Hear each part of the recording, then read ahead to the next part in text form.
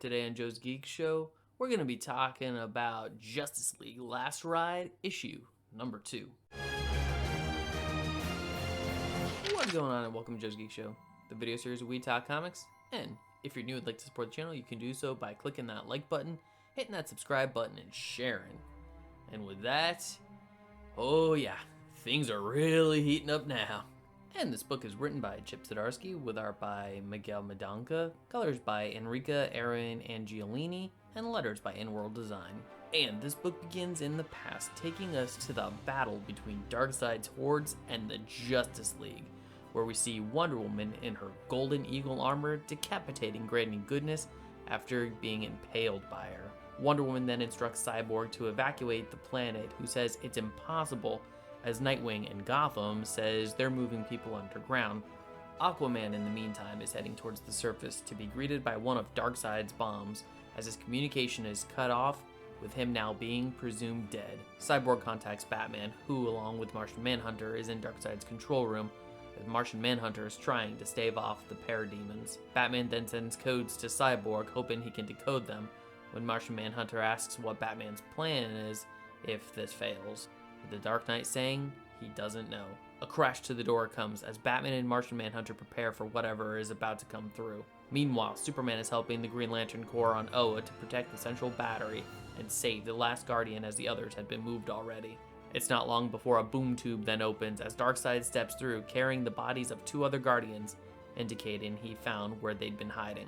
The book then picks up in the present as Batman, the Flash, and Wonder Woman are on the Javelin, flying Lobo towards the supposedly dormant Apokolips, hoping to keep him safe there until his trial. Superman and Jon Stewart are flying on the outside to protect the ship, as they notice another craft trying to escape the gravity of a black hole, which Superman rushes to save and is assisted by Hal Jordan as they successfully save the ship.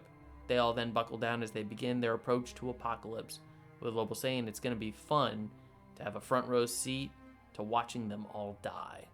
And there was definitely a lot good going on with this issue right here. I mean, for one, starting with the battle that we had heard about previously in the first issue, really set the stage and got the blood pumping. And despite knowing that Martian Manhunter had died from the previous issue, it looks like there were some more casualties along the way, with this issue looking like possibly Aquaman. And I also like the mystery of who or what was on the other side of that door in Darkseid's control room that Batman and the Martian Manhunter were about to face. Because at first Batman may have been worried that it was Darkseid about to come through, but Martian Manhunter did his mind reading thing and was like, nope, definitely not Darkseid. Could be something big, something frightening, or it could be Darkseid's puppy of death.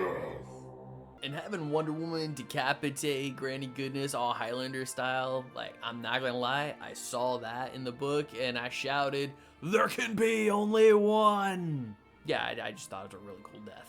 Because also knowing that this book is out of continuity, Chip Zdarsky is definitely playing with all the pieces. And I'm definitely like where they're going on the board.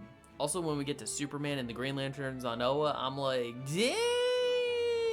The Guardians getting the smackdown on Oa again! I mean, it seems like every other crisis, these dudes are getting wiped out. I'm actually impressed that there are still Guardians even alive. Seriously, I think it's time the WWF puts these guys on the endangered species list. And every time I see Guardians getting wiped out, I'm always reminded of these other stories in the Green Lantern universe where they did really bad things or were manipulative and got kind of that whole, well, we're the Guardians and we're some of the oldest beings in the universe, But then when things really hit the fan, they're all like, save me, get me out of here!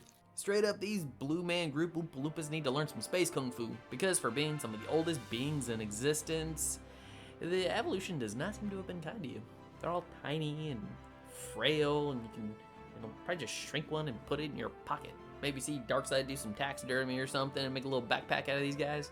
And hallelujah, we've got Wally West as the Flash. Because in the previous issue, I did have my suspicions, the hair kind of looked a reddish to a degree, but it was also kind of a dark panel, so I'm like, it could just be blonde darkened up by shadows, and there was no name drop of Wally being the Flash in the last issue, so I didn't want to assume. But this time Batman said Wally, he said it, it's official, Jazz Wally West in the book.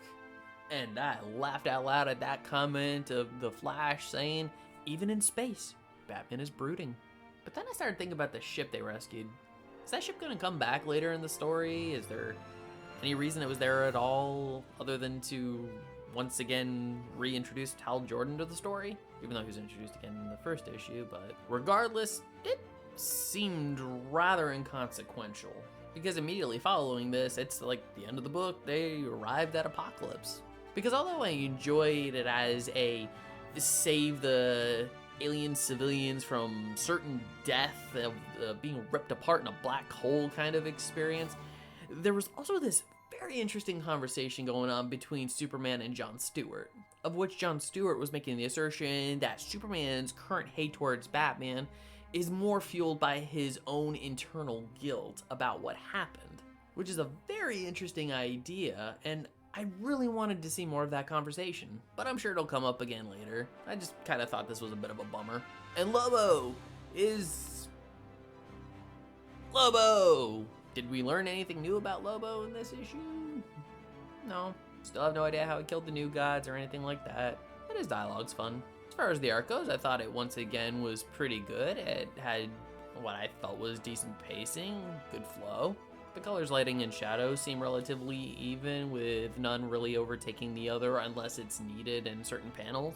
Because there are a few points in this book where some of the characters are done completely in shadow with like small accents of color throughout.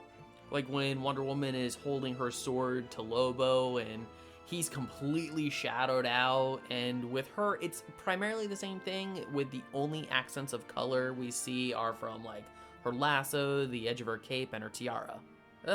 What else can I say? Zdarsky's crushing it, even in the second issue. And with that, I'm going to score Justice League Last Ride issue number 2 an 8 out of 10. So Justice League Last Ride issue number 2, what did you think about this book? If you've read it, I'd love to hear your thoughts. Please leave your comments in the comment section below. And if you liked this video, I'd love it if you'd smash that like button, share it with some friends, subscribe if you're not subscribed already, and ring that notification bell for more comic book content. And if you're wondering what to watch next, consider one of these 2 videos. Alright, take care, have a great day, and as always, stay geeky.